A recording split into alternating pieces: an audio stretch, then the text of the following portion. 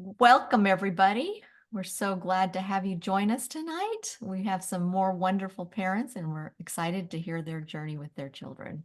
And thank you again to Mark, who's doing a fabulous job with these interviews. Our mission, Helping Parents Heal, is a nonprofit organization dedicated to assisting bereaved parents to become shining light parents by providing support and resources to aid in the healing process.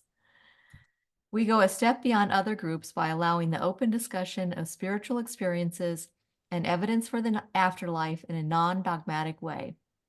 Affiliate groups welcome everyone, regardless of religious or non-religious background, and allow for open dialogue.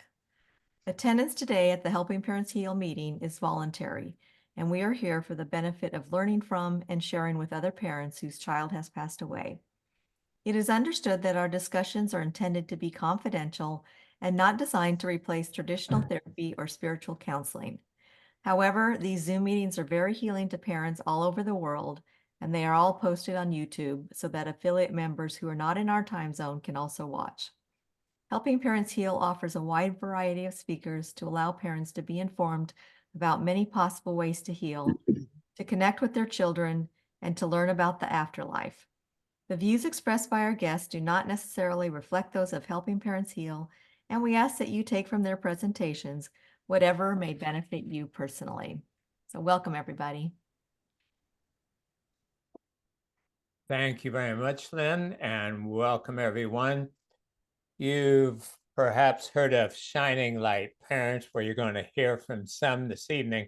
To define that term, Shining Light Parents refers to those parents who have gone through the dark night of the soul, gone through the very understandable, what we call lower energy emotions, sadness, deep pain, loneliness, anger, self-blame, etc. And they've shifted toward focusing more on higher energy emotions, peace, joy, love, gratitude. They've learned that it's a choice and it's a moment by moment effort sometimes. But over time, then they've been able to start serving others as a caring listener, as a group leader.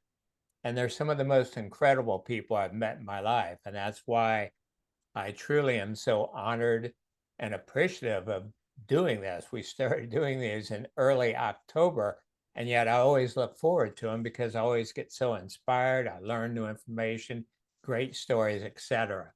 So you're in for a treat, and you can learn from these parents how you can do that the same if you haven't already. So to learn more about that journeying from deeply grieving to shining light, you can see my article number 82 at soulproof.com.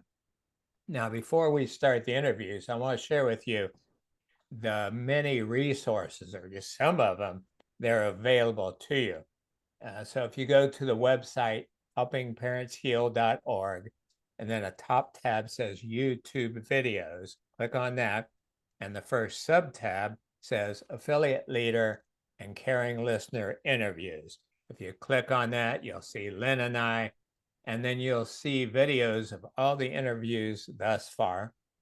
You'll also see a link to find an affiliate group, a local group near you, if one exists, and if not, consider starting one yourself.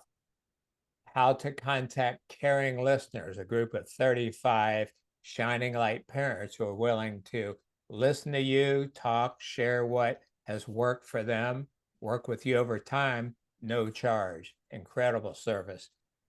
You'll see a calendar of online events because there's something happening almost every weekday night, mediums and speakers, world-class people. Next, you'll see links to 4 experiential sessions that I taught to the class, the 4 most helpful ones for parents on that journey. And so you'll see those. Then the most commonly recommended articles of mine that are free at soulproof.com. And finally, links to radio shows I did where I interviewed people like Wayne Dyer, Raymond Moody, Gary Schwartz, etc., Nita Moorjani, and they're answering the toughest questions, which you all have definitely gone through tough. So with that in mind, we're starting off this evening with Paolo and Conrado. So thank you for sharing and tell us about the life and passing of your Nicholas, please. Well, my son's name is Nicholas Leslie, and he would just light up the room when he would walk in. He was like my best friend. We did everything together. I taught him how to kite surf when he was 9 years old. At 10 years old, he was scuba diving. He grew up surrounded by a bunch of different friends. I remember he was also studious in that I would ask him, say, Nicholas, let's go play hooky and let's stay in the mountains and ski one more day. And he'd say, no, Dad, I have to go back and have to study. If not, I'm going to fall behind. He was sportive. He was 6'3", 190 pounds. He played lacrosse at high school. He played football, yet he was an intellectual. He was also the captain of the Torrey Pines High School speech and debate team. He had an eclectic group of friends, from jocks to other kids like in the speech and debate club, and everybody loved him. He was the love of my life, and I miss him so much still, even though I know that he's always there with me. Thank you. And Paolo, what would you like to add about that? Well, Nicholas he was and he still is the center of our universe, and we are so blessed that we had him, with us for 20 years. And one of the things I would like to adapt is a story, an event, something that one time that it happened when he came back home from school. He was part of the speech and debate, and he became the captain the second year. And I remember they came back home and he said the new kids joined the group, and then these new kids was shy and was just like didn't know anybody, and he was worried to integrate on the school. It was a big school where he was in San Diego, Torrey Pines High School. And Nicholas, he told him, you don't have to be worried. You are going to be okay. I'm going to take you under my wings. And that made me, like the compassionate kind of boy, and the Nicholas was, and still is. Beautiful. And right off the bat, you bring up what a number of parents do.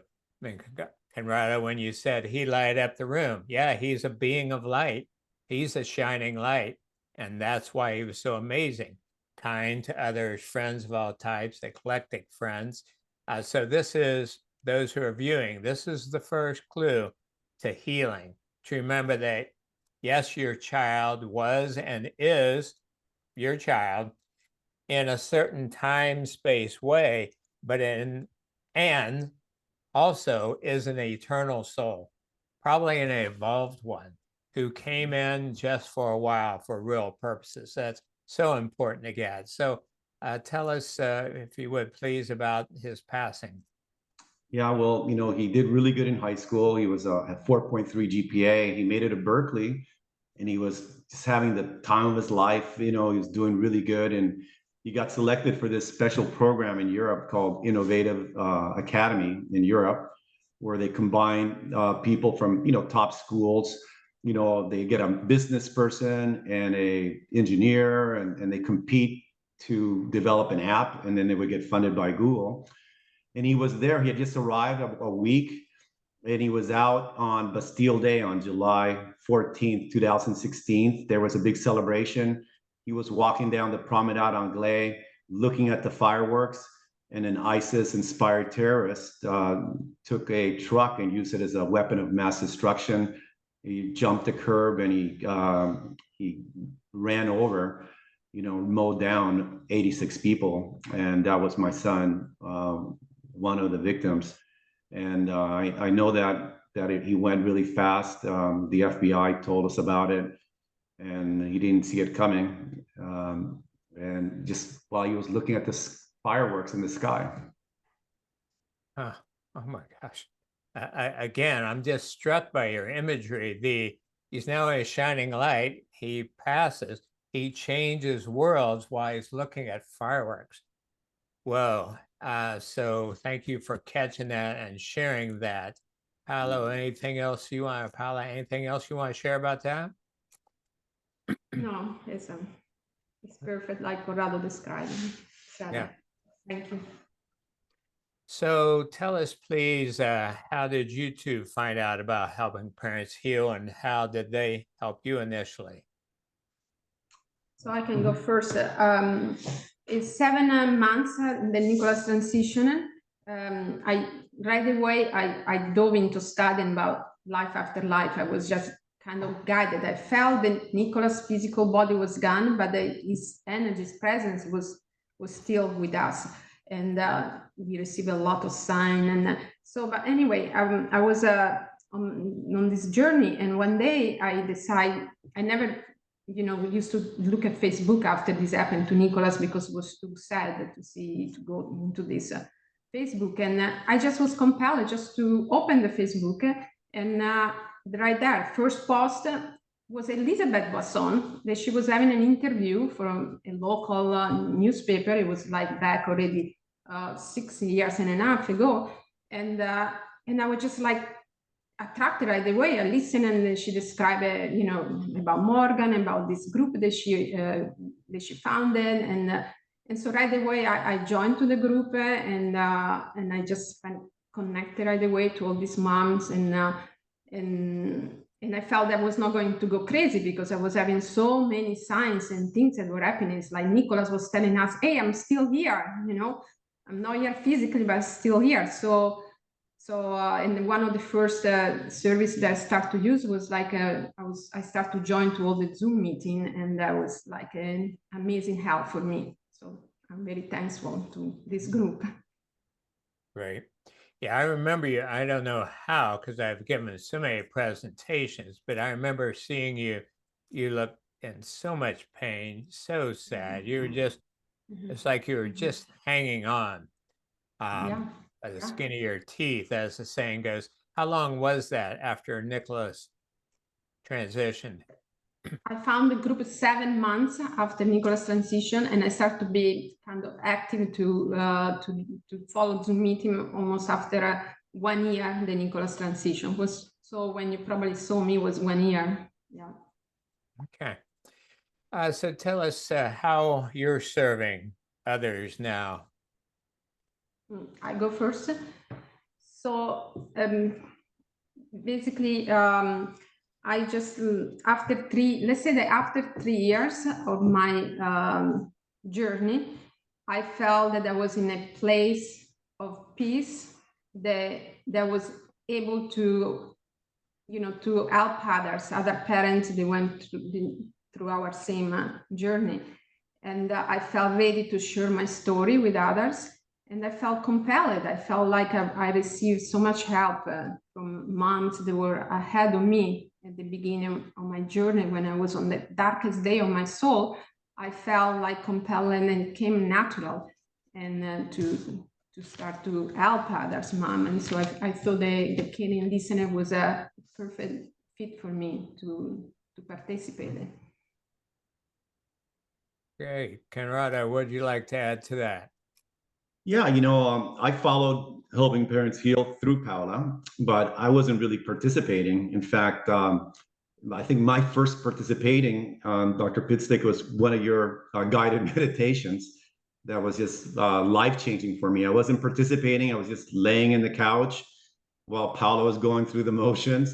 I started listening to your voice and followed the whole guided meditation process. And I remember opening up the door as you described it, looking at the elaborate door and crossing over the path. And then all of a sudden I saw, just like you said, the 3 people that I was going to meet. It was my father, my mother, and my son. And they both said special, very meaningful things to me. And at that moment I had a shoulder injury.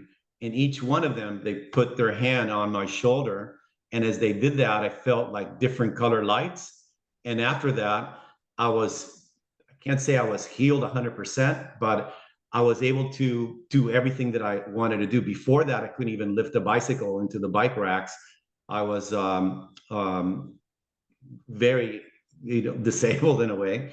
But after that, I started kite surfing and doing everything that I wanted to do. I all of a sudden, I got more interested. And then I've always kind of been a service-oriented kind of person. And it was such a dark and terrible and scary place where we were at, that I just thought that as I was progressing along this path, I thought it was almost my duty to go back and to try to help other people along the path, to show them that there is a way out, that showing, hey, you could do this, because I had never been in that situation before. Excellent, excellent. So share with other parents, please, what have you learned about how you can optimally sense the presence of Nicholas? Well, I mean, just by the signs that I received, they're just been mind-blowing. Just from day one, when we were in our house just crying because his school called us up. They wanted a photo of Nicholas wearing the Torrey Pines colors, and the mascot is the Falcon colors, Falcons. And I was crying upstairs, and Paula came upstairs to say, "What's the matter? What's the matter?" And I said, "I'm looking for a photograph with Nicholas wearing Falcon colors." And she started crying, seeing all these photographs, because going through all the photographs, and a falcon landed like within 10 feet in our fence and just looked at us. And we both stopped crying and we just stared at it.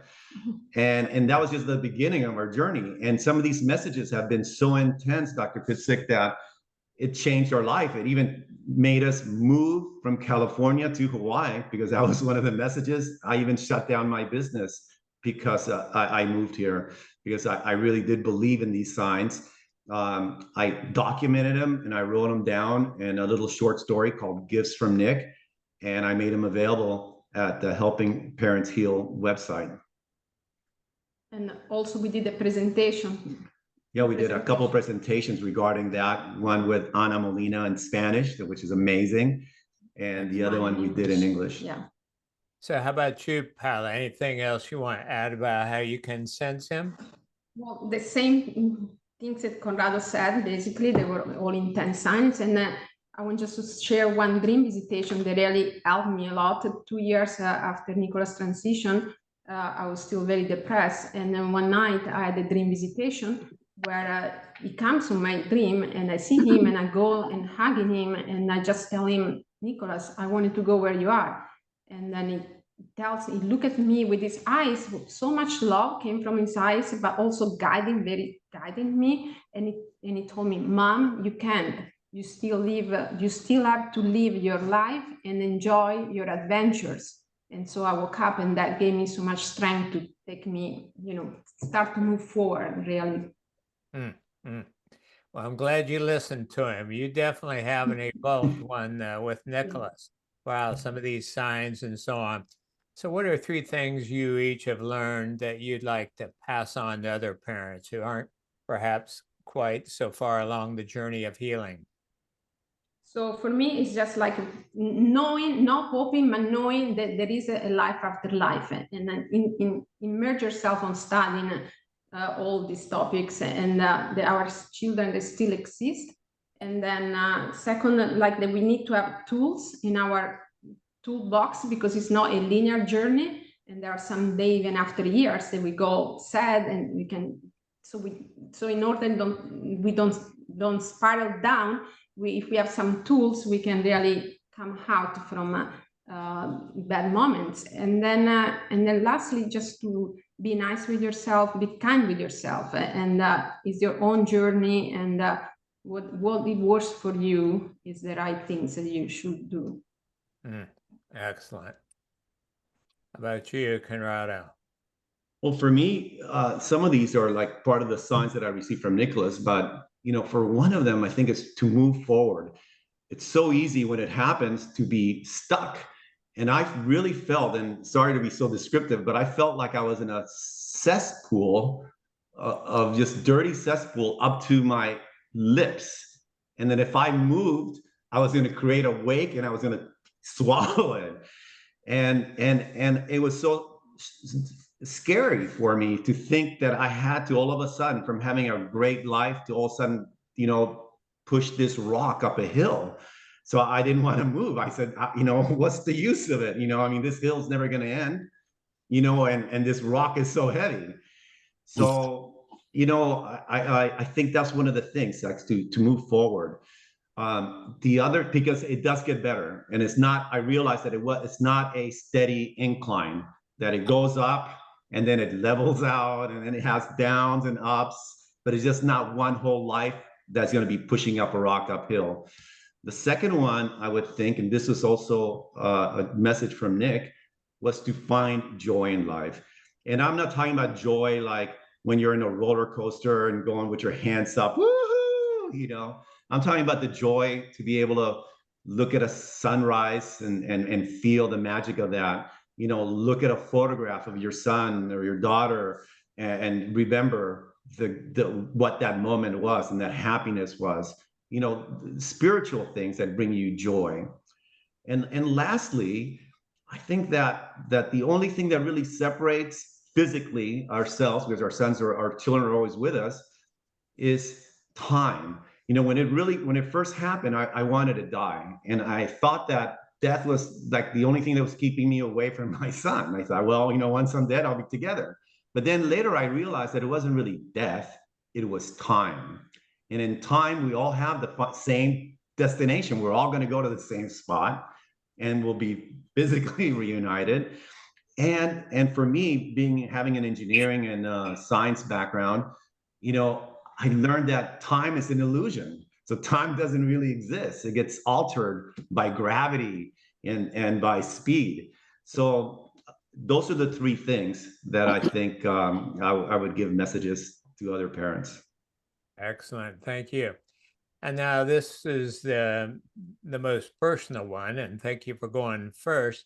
But what is your belief or knowing about there being a timing and a meaning even behind something as seemingly senseless and tragic as his passing? Well, I don't know about the timing, even though I could say that we were forewarned in a way, because about a year before he transitioned, he came back from college, and I could tell that he was feeling blue. And I said, Nicholas, what's the matter? He wouldn't tell me. And then all of a sudden he broke down in tears. And it was really awkward because he was like a really big guy. And I said, and he goes, Dad, I just don't know. He goes like, I just have this feeling that this world's not big enough for me and I don't belong here. Plus, I feel the pain of other people. And I physically feel it. And I didn't know what to say because I thought he was going to say, well, I'm not doing good in school or something, or the fraternity, we're drinking or something. And I knew how to answer to those things because I went through that. But I just like laughed it off as a joke. I said, what, are you telling me you're an alien? He goes, no, Dad. And we moved on with that. But there was a foreshadow that he actually told us about it. And then what the meaning for me has been really to stop hate, because like he was taken out of hate, somebody he had hate in his heart and he did something terrible to so many people. But what really got us is to stop the hate, because I had hate in my own heart, but I received so much love from so many people, strangers, everybody was, calling us, supporting us. Even I had a friend that had terminal cancer and he was consoling us. And I always felt that. So I feel that the message that I received is that we have to stop the hate, even if it's one person at a time. And lastly, the meaning that I got out of it is not to judge other people. When we went to Berkeley and we picked up his stuff, and he had a biography, and he had written that traveling with his parents throughout the world had taught him one thing: never to judge other people too quickly, because you'll never know what motivates people to do the things that they do. And that helped me tremendously get rid of the hate that I had in my heart for this terrorist. I haven't been big enough to like forgive him, but at least I don't think about him. And I only focus on my son. I think of him with love, and I don't no longer have hate in my heart.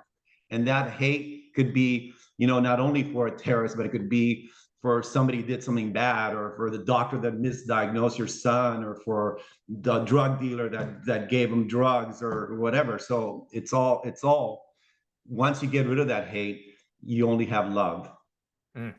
Excellent. Pal, anything else to add about that, dear?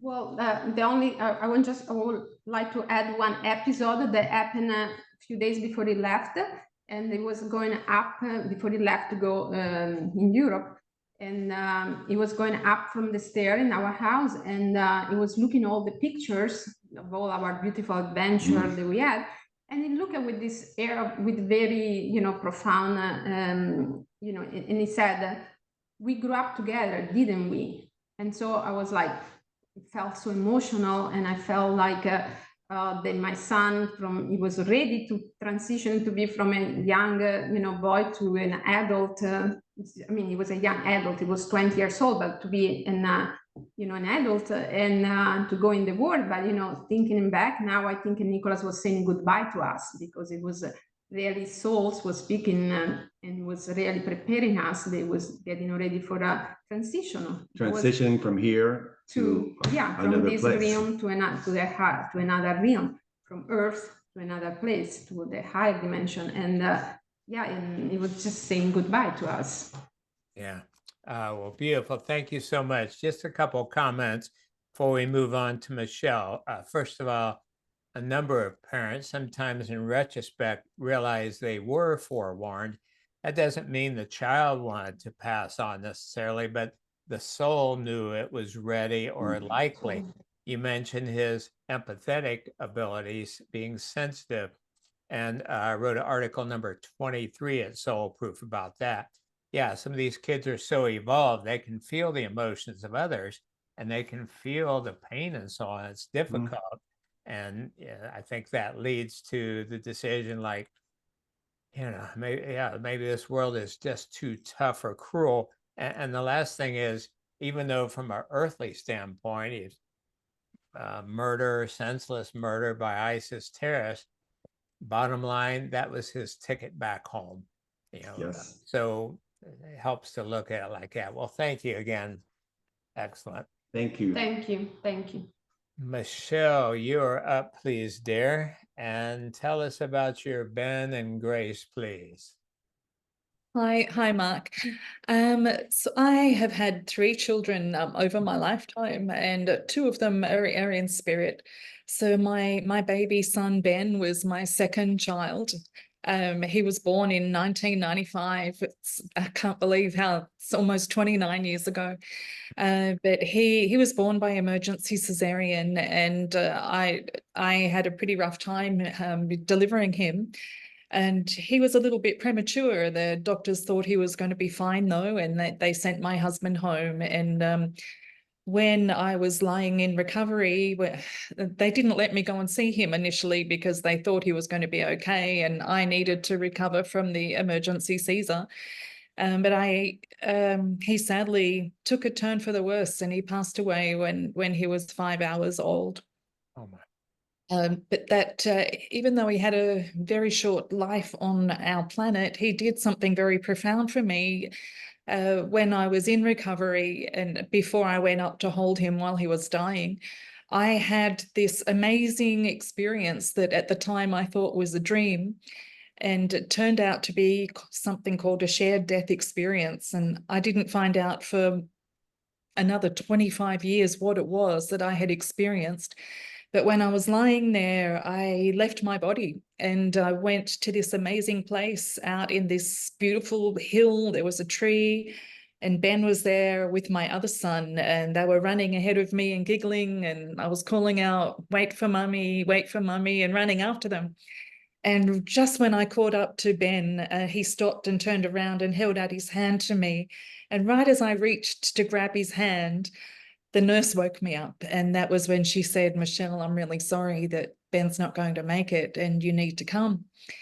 So I wrote that dream down, and I drew a picture of that tree and what my son looked like and what my other son looked like. And I've never forgotten it. 28 and a half years later, it may as well have been yesterday. after I lost Ben, I then had another child, and that was my daughter Grace. She was born a year later, and she was just the most delightful, gorgeous, funny, quirky little kid. She had an amazing sense of humor and beautiful, sparkly blue eyes, and she was just so funny and absolutely loved animals. She wanted to be a vet nurse, and she loved people. She was her person for all of her girlfriends. You know, when they needed someone to talk to, she was the one that they all rang. She was a really deep thinker, although she hated school. When she finished high school, she had a ceremonial burning of all of her textbooks because she hated school so much. And after she passed away, there was like a very tiny little amount of things that she kept from school. And after she passed away, I went back and was going through that pile of stuff, and I found I think it was a song that she had written the words out to. And I remember when she was about 16, when she must have heard the lyrics to this song. And she came running into my bedroom going, "Oh my God, Mum, this is all we need to know. This is amazing." And I've just saved it, called The Universe. And I'll send it through to you later if you want, or I can read it out. But it's about how we are all made up, all of us are made up of completely random collisions of molecules or particles, or where the Earth happened to be on that day. And it talks about the cosmos and the galaxy, and how we are just this tiny little speck of amazingness. And this piece of writing just blew her away. I'll never forget her coming in and showing it to me. But that was the only thing that she kept from all of her 18 years of school, was that piece of writing. And when I found it not long after she died, it blew me away. That, it really got me thinking about what else is out there. And when she was 19, she was involved in a terrible car accident, and she was actually driving, and she had been at a party, and she left, and she was unwillingly giving a very drunk person a lift to the bus stop. And we don't know exactly what happened in the car, but 3 minutes after picking up this young boy, there was a terrible accident, and he survived, and she received horrific injuries. The ambulance people were amazed that she didn't die at the scene, but she burst a lung and was trapped in the car for over an hour. And during that time, she got terrible brain damage. Now, that happened very late at night, and I received a phone call at 3 o'clock in the morning from my ex-husband that it had happened. And so I got in the car with my new partner, and I was driving to the hospital. And as I was driving to the hospital, I started to get Grace's life review flashing before my eyes. It was like this image after image after image was just clunking into my consciousness. And I was very distressed because I thought it meant that she wasn't going to survive. But she was on life support for 4 weeks, and I spent obviously every minute of that 4 weeks by her bedside. And I think I instinctively knew that she wasn't going to recover, and that I needed to somehow go to her. So I tried to sit next to her, infusing my energy into her, trying to either will her to wake up or allow myself to go to her. And whilst I was doing that, one day I had another shared death experience with her, this time where I left my body again, and I went out into this galaxy, like this piece of paper that she'd been talking about, the universe and the galaxy. I went there with her, and we were soaring through all the stars. It was just this black velvet scene. It was beautiful. Together we were soaring through this area. It was so happy, and she was joyous. And I knew that she was showing me where she was, or where she was going to be going. And that was about 3 days before we had to withdraw her life support. And then she did pass away. But that morning that she died, I drove home through the most amazing sunrise. And when I got home, I lay on the bed and pulled out my iPad, and I typed in, "Where is heaven?" 'Cause I just absolutely knew that she hadn't gone. I could feel her with me. I knew she was there. And by then, you know, I'd had the 2 STEs, even though I still didn't know what had happened to me. I knew that there was more to this picture of death and dying than what I'd previously known. Beautiful, beautiful, inspiring. 2 things. So she mentioned shared death experiences, also called shared crossings. You can learn more about those at article number 96 at soulproof.com. I love, Michelle, you're saying we each are tiny little specks of amazingness. That is just beautiful. We really are.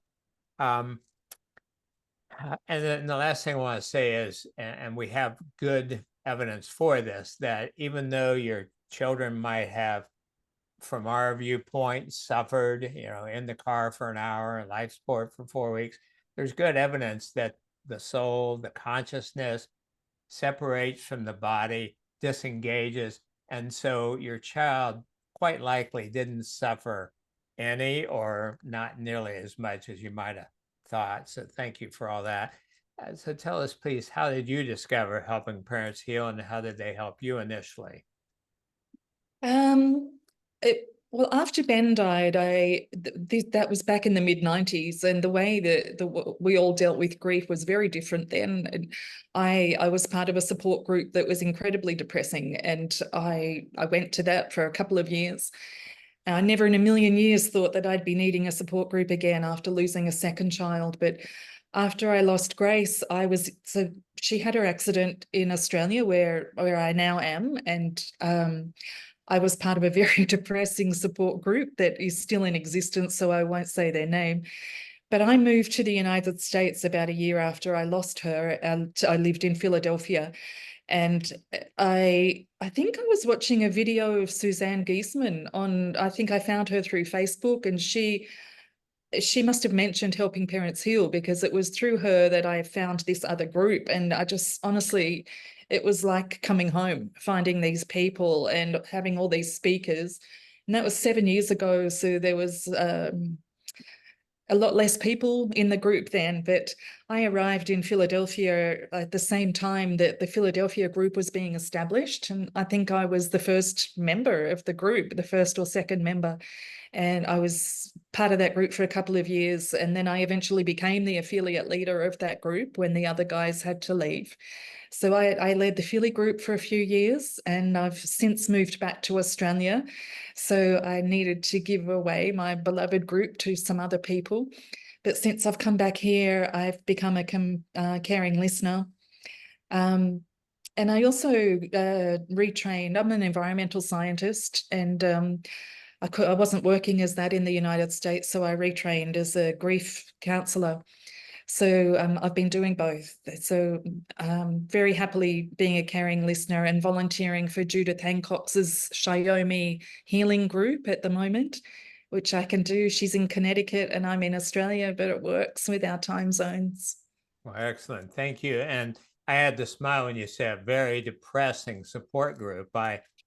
Many years ago, before I learned about Helping Parents Heal, I was asked to present to this grief group, and so they sat in a circle, and whoever spoke, they held a heavy rock, and that was like the metaphor. You know, we're all carrying this heavy rock around.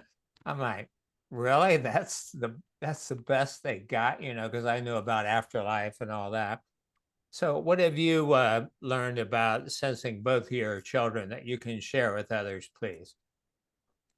Oh, gosh. Well, while I was in America, I've only just come back to Australia, but I was lucky enough to live in the US through COVID. And I didn't have my green card yet, so I wasn't working. And one day I was watching the Helping Parents Heal videos, and I saw a fellow named William Peters, who has a company called the Shared Crossing Project. And he was talking about shared death experiences and calling for people. He was writing a book at the time, and he was asking for people who had experienced them to contact him. And as he was talking, I just had this epiphany of, oh my God, this is what happened to me. And I reached out to him, and I was interviewed by him, and he included me in his book, which is called At Heaven's Door. And I was just so changed by learning that I had had what my experiences were something, and they were validated, and that there was somebody out there doing scientific research on these things. I ended up working with him for 3 years and also educating and researching about shared death experiences. So that really validated all of my things. I'll just quickly tell you about the very first thing that happened, though. Besides the SDEs, while they were each passing, a few days after I came home from hospital after Grace had died, I had my very first visitation dream, and still at that time I didn't know that a visitation dream was the thing. But she was in like a forested area in Australia, and I was walking along this path, and she was in front of me dancing around and super happy. And she, similar to what my son did by reaching out his hand, she turned around and held out her hand and said, "Come with me, Mum." And I remember waking up in the middle of the night, and I knew I had been with her. I knew it wasn't just a dream. And I knew that what she said, "Come with me, Mum," was an invitation, not for me to die, but for me to connect with her, to stay connected and to find her, and that we were going to have an ongoing journey.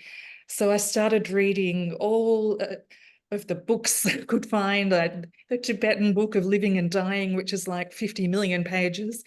And eventually was how I found Suzanne Giesemann and Helping Parents Heal. But the kids, Ben never sent me any signs. So I had a 20-year period after he died and until Grace died where I didn't receive anything. But I think it was because I didn't know that I wasn't aware. The heat was probably jumping up and down in front of my face the entire time, and I didn't know. But they now come through to me together. I've had visitation dreams with both of them. They use my birth date as our new love language, how they talk to me. So my birthday's on the 8th of November, which in Australia we would write 8/11. And in America, you would write 11/8, November 8. So I get those numbers all the time. I mean, this morning, even the reminder email that Lynn sent us all last night arrived at 1:18 in the morning. So when I saw that, I just had a little laugh saying, well, they're definitely going to be there. Great. Thank you for that. And what are 3 things you've learned that you'd like to pass on to other parents? I think what I just said about I wasn't aware after Ben died. I didn't realize that I needed to be looking. So I've learned this time to be observant. In those really early days of grief after losing Grace, I was so sad. I mean, I couldn't stop crying. I couldn't even leave the house without hysterically crying. So after about a month, I forced myself to go outside with my phone as a camera and take a picture of something beautiful every day. It made me start looking again at the world. And I created an album on my Facebook page called Solace. And I used to post whatever photo I had taken that day. At sunset, I would post it to my Facebook album. I felt like I was sending it to Grace. But it just made me look up in my life instead of, when you're grieving, you walk around looking down. I've also learned that it's okay to be quiet. I don't like having music on. I need to be very mindful. I need stillness and nature and meditation time. And so for me, that works. And I guess lastly, trusting myself and trusting the kids. For a long time, I doubted, oh, is this really a sign? And I found that when I instead accepted this is a sign and thanked them, I got more and more signs. And this 8/11 communicating with that number, that now happens on a daily basis. And I take photos of every single one of them, of screenshots, and it's been 7 years, but I have over 1,000 8/11s on my phone. And when I'm having a shitty day, I just pull out that album and look at them, and they're here. They haven't gone anywhere. Yeah, excellent. Thank you. And so finally, what's your belief or knowing, Michelle, about there being a timing and a meaning behind a child's passing?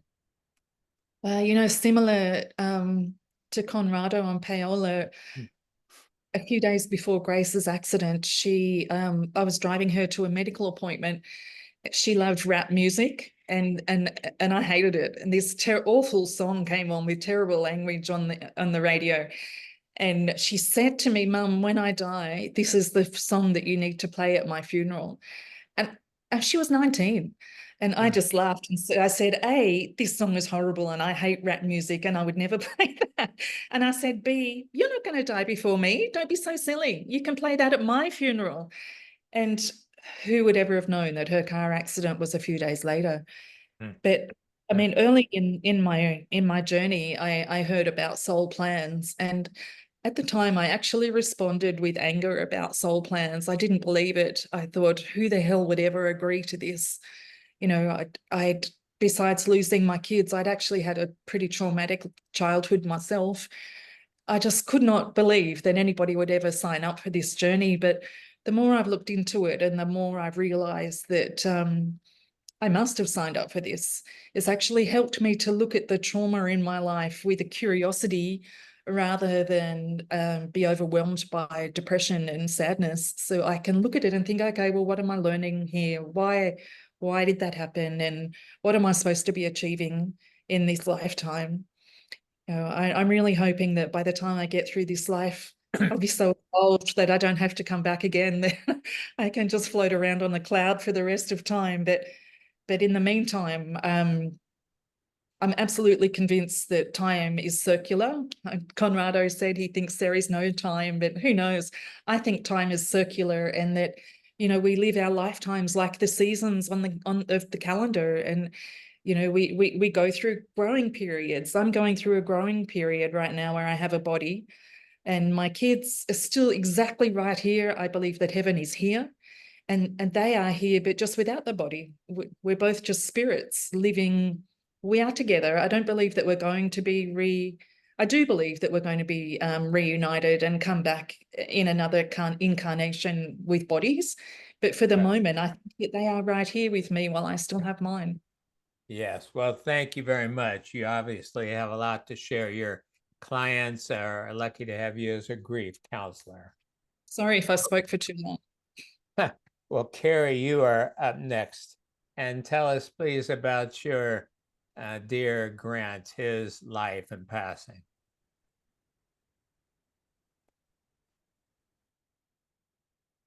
You're muted.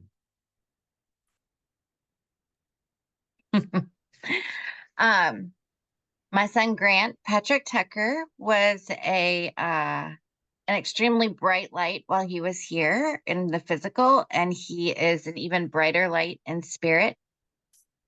He was a friend to everyone, loved all the underdogs. We live in a outside of Louisville in Kentucky, and it's a bit rural. And he found the only kids that were either a different culture or special needs, and just embraced all of them, but was also friends with everyone else. And he played sports, and it was just it was very special. During COVID, my husband and I had to work, and I learned later on that we have 3 special needs people in our neighborhood, and he stopped by each of their houses at least once a week to check on them. So just an absolute heart of gold, but also very competitive, especially on the basketball court. He had an accident on his 12th, at his 12th birthday party, a couple of days before his 12th birthday, and was in a coma for a week before we left it up to him to give us signs that it was which way to go, and he gave us the signs we needed to feel comfortable in our decision.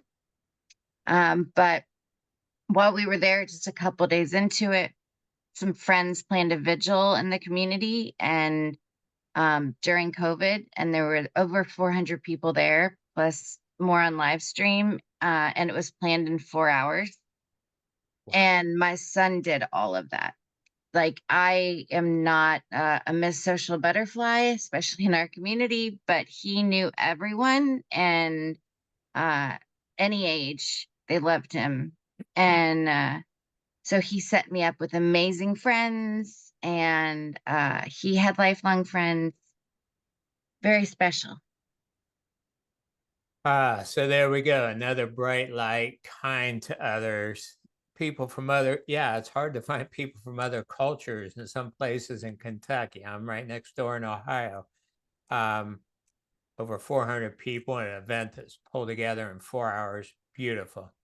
So tell us, Carrie, how did you find about helping parents heal, and were they able to help you? So I was blessed. I was open-minded from the beginning. My husband and I just knew that everything as it happened was happening how it was supposed to, or his angels would have stepped in. Like it just was this knowing. So just a couple months in, I was Googling what to call myself because I didn't know the term. Like there's widow and widower and orphan, which is, like, and there's no name for us. And then there's bereaved parent. And I was like, that doesn't work for me. And so I came across a post that Suzanne Giesemann had written calling us Shining Light Parents. And I just went, like it quickly led to Helping Parents Heal. Where it was November of 2020. So right after like the second round of shutdowns. And so I think the timing was awesome because they started putting all their meetings, Helping Parents Heal put all their meetings online. And I think I listened to just about everyone on YouTube, like constantly. I just soaked it all in. And I've now learned, I've taken classes from over 6 of the certified mediums and Excellent. some multiple classes. Excellent. Share with us, please, how you're serving now. We just started a chapter here in Louisville, Kentucky. Yesterday was our very first meeting. We had 15 people, I believe, plus the 3 affiliate leaders. I'd been interested in starting a chapter here for early on. Like I believe it was a year, and you're supposed to have a 2-year mark. And then I decided, hey, I really need help. I can't run this on my own. Like I know my limit. And it all fell into place like a month ago. And I have 2 amazing affiliate leaders, and we all are like pieces of the puzzle. And it's really amazing. Yeah, that's off to a good start. Congratulations. Thank you. So what have you learned about how you can best sense Grant's living presence? So there's something called sitting in the spirit, like in order to raise your vibration before you, for different reasons, but to connect. And he started coming to my head, and we have dance parties together because the way I raise my spirit is listening to music.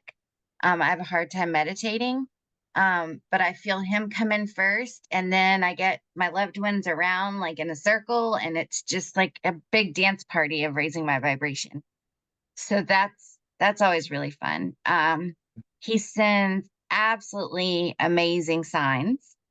And one I hadn't thought of in a while, and then it popped in my head. So I'm guessing Grant wants me to share it with you all.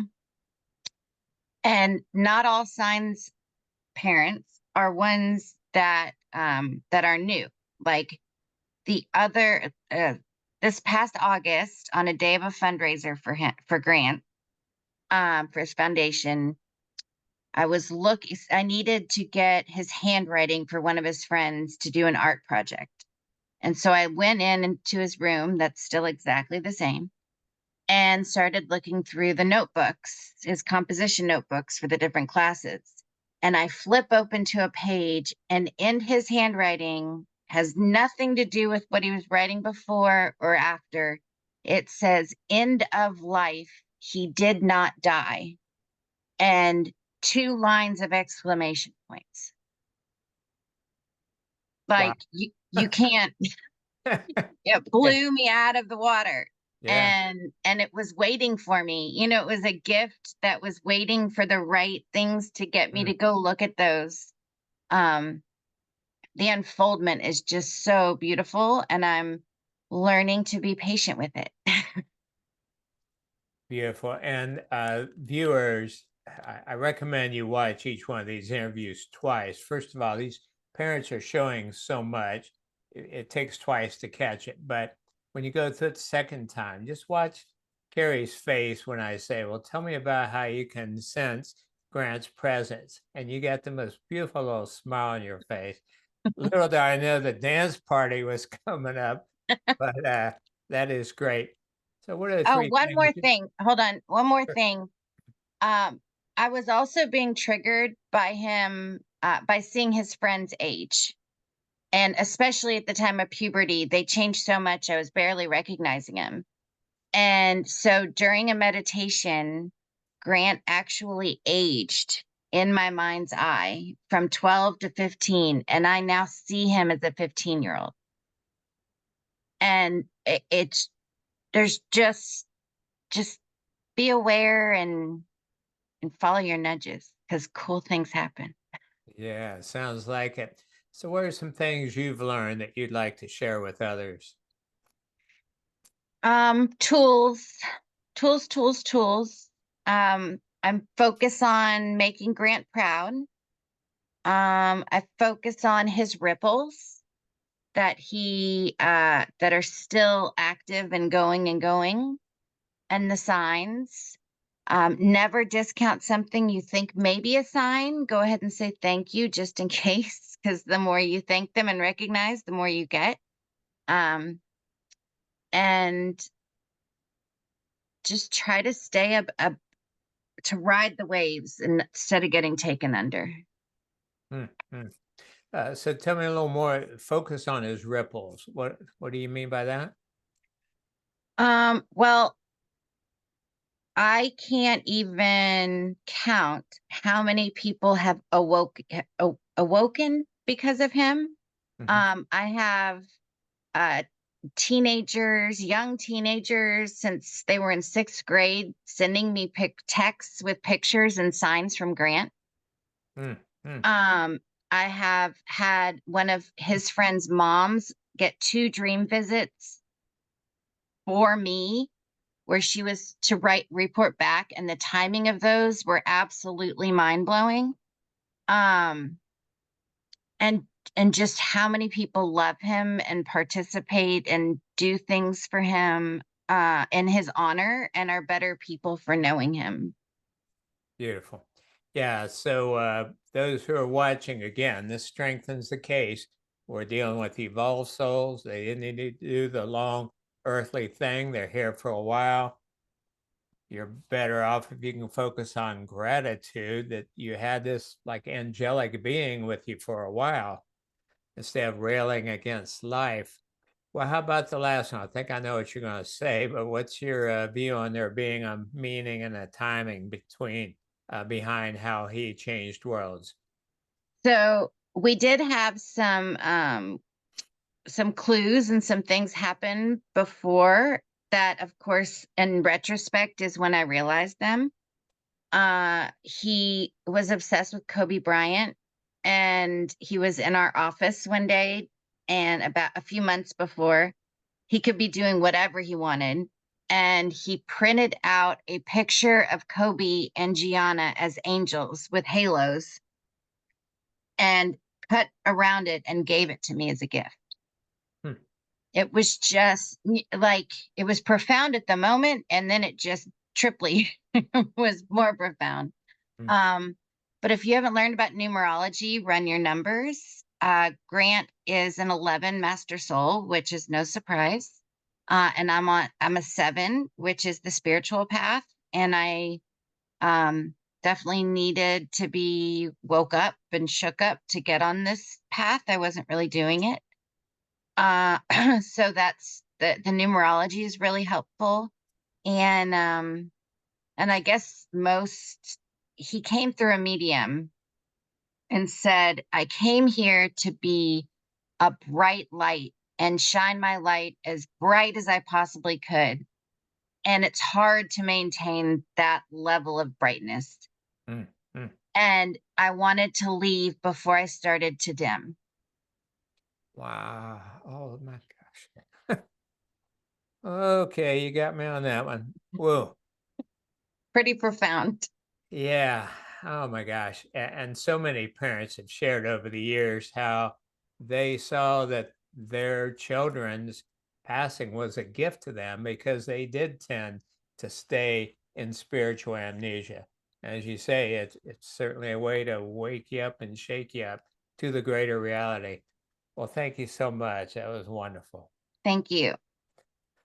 Ah, Anna, tell us about your dear ones, their lives and passing, please.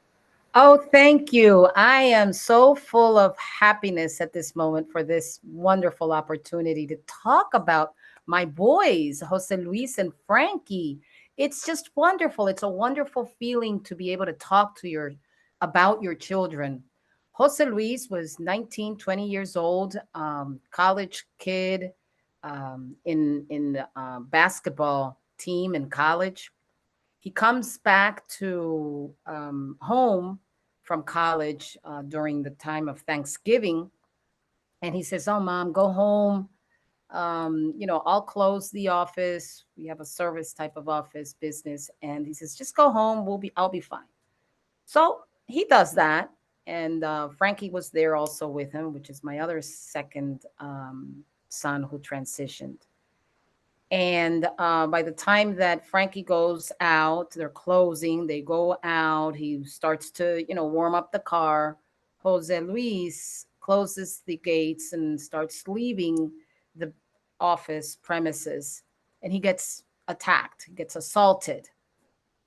And being that he is an athlete, and I'm speaking in present tense because I feel that they're always present. Yeah. So being that he is an athlete, he was able to beat them. There were two men that were assaulting him. So he starts running away from the scene. And I guess these guys, they were kids just like his age, and they weren't pleased with that. So they go into a car, they follow him, and they shot him. Jose goes down. Um, so hospital, he wasn't the bullet. It wasn't. They weren't. The doctor wasn't able to remove it, and so he transitioned after that. 3 months later, during all this time, Frankie was not able to, because he saw his brother on the floor screaming. He was very traumatized and wasn't able to sleep. So Frankie goes to a supposed friend, neighborhood guy, and gives him a pill to go to sleep, and it was laced with fentanyl. Oh, That was it. It was over. So Frankie and Jose Luis I'm a mother of 4 children, all boys. And it's ironic to say this, and I say it because it's significant. Because Frankie and Jose Luis were the boys, were the sons that were always with me, that were always checking up on me, that would always be calling me, Frankie, at 5 o'clock in the morning. "Hey, mom, I'm up to work," at 5 o'clock in the morning. So you can't miss those calls, right? It was every morning waking me up. And Jose was always checking to see how I was doing. There was one time during his college times, moments and days, that he asked one of his coaches, because he was in the basketball team, that he needed a time away from school because he wanted to come home and stay with me and help me, because I'm terminally ill. And he wanted to stay with me during a process that was very difficult. He literally was the kid that would sacrifice that, and despite the fact that I was telling him not to, right? But he did it, and that was his decision. I couldn't, 19-year-old boy, athletic man, couldn't say anything against that. Sure. And he would be the kid that would pull me out of the bed, literally get into the shower with me, because the chemotherapy, you're completely with zero energy, and pull me into the shower, go into the shower with me and help me bathe, like help me shower. That was the kind of kid he was. and Yeah, then take me back and dress me, and what year was that, Anna, when your boys changed worlds? That was in 2020, 2000, Okay. yeah, 20, All right. 2020, and Frankie in 2021. All right. So tell us, Yeah. please, how did you learn about helping parents heal? Well, I had when they transitioned, I said one thing, and I said it so out loud, crying and screaming, I will search for you. I will find you. Mm. I will look for you. Whatever it takes, I will do that. Oh my God. That night, I started looking through YouTube about life after life. And here it comes, the documentary from Mom, Can You Hear Me? From Craig McMahon. And then I saw all Suzanne Giesman, Elizabeth, all these wonderful helping parent heal parents and the mediums that are in this documentary. And then I see I looked at it till the very end, even when I see the scripts of the names and everything. And I was ready. I had my pen and paper and saw Helping Parents Heal. And boy, I was right there the next day, ready at 8 o'clock at night. And I learned so much from it, lifted me. Helping Parents Heal simply lifted me. And one of the things that I do have to say is, and I've always said it to everyone, when our children transition, we transform. Oh, I like that. Well, that's going to make the book. So again, viewers, when you watch the second time, look at her countenance when she said, I will search for you. I will find you. Not only the words, but the way she looked. Talk about power. Woo! So tell us how you're serving others now. Oh, well, it's wonderful to serve others because you get to interact with so many other parents that are in the same journey that you are in. So, right there, you're not alone. And not only that, but your children, our kids, our boys, our girls, our daughters are also there making us be able to meet other parents. They're so powerful. Just think about it, how powerful they are. How we can meet Michelle and Paola and Coronado and Lynn and you, how we can just be in that space. It's just wonderful. I'm an affiliate leader. I was able to become an affiliate leader of Helping Parents Heal in Espanol. And I love it. It's an everyday learning. And is that all online or is there a local group as well? It's all online. We have parents from Spain. We have parents from all over the world: Peru, South America, Mexico, Central America, Europe, United States. It's Beautiful. wonderful. Yes. Beautiful. And going back to Jose Luis's passing, again, murder, just another way to get back home, just another ticket back home. And I wrote article number 27 at soulproof.com. When your loved one's body is murdered, and that's such an important distinction. In other words, he wasn't murdered, only his earthly shell, and that turns out to be much less than 1% of who and what he is. So what have you learned since your boys passed about how you can best sense them? Oh, it's unbelievable. And you're absolutely right when you say that. I had the most phenomenal sign when Jose passed. And as a matter of fact, in that sign, Frankie was also there. Frankie had not transitioned there. But this is what happens. I had a dream after being with Helping Parents Heal. I learned that it's not a dream, it's a visit. And Frankie, in that dream or in that visit, is telling me, Mom, Jose wants to say something to you. I'm so aware that Jose Luis can't be saying something to me, but answer the phone. And I'm looking at Frankie. It's like, Jose Luis is passed. Mom, answer the phone. He has something to say to you. And when he's on the line and I get on the line, on the phone, in other words, right? It's staticky, completely staticky. The conversation, his voice. And you know what he said to me? Mom, I'm alive. That has changed. That changed my life. That has changed my life. Those words were in me and are in me, that he's alive. And then Frankie transitions, you know.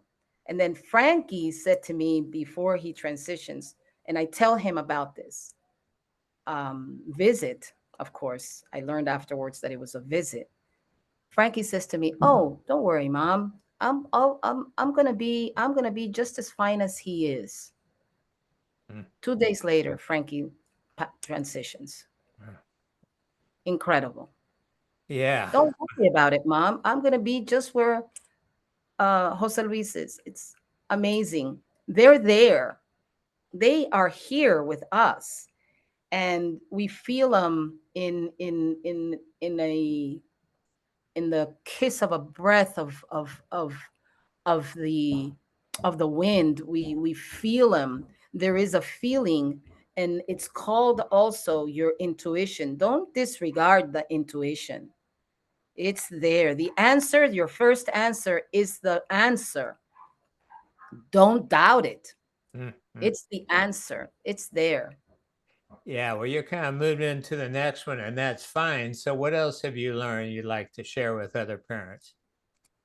Well, that this journey is a journey. It's your own. It's your steps. It's your growth. It's your grief also. And you can go ahead and look back and say to yourself, okay, I went through that door of hell, of a lot of um, arduous hell, the fire. And you can look at yourself now and how you've become a better person, from an egocentric mind to a compassionate human being, clear mind, because you become so clear from the moment that they transition. Everything stops. Mhm. Everything stops, and you become clear. With the grief, you evolve. You also, when they transition, you transform to become a better person, to become that. Look for a motivation, and you just automatically look for it. It comes to you, and you become a purpose. Ooh, well, powerful. And you remind me of one of my favorite quotes by William Blake. He said, if the doors of perception were cleansed, everything would appear as it really is, infinite. And yeah, when you get that, you're free. And that's when you have the adventures. But we need to wrap here. What's your belief about there being a timing and a meaning behind both your boys passing, please? Well, I have to say one thing.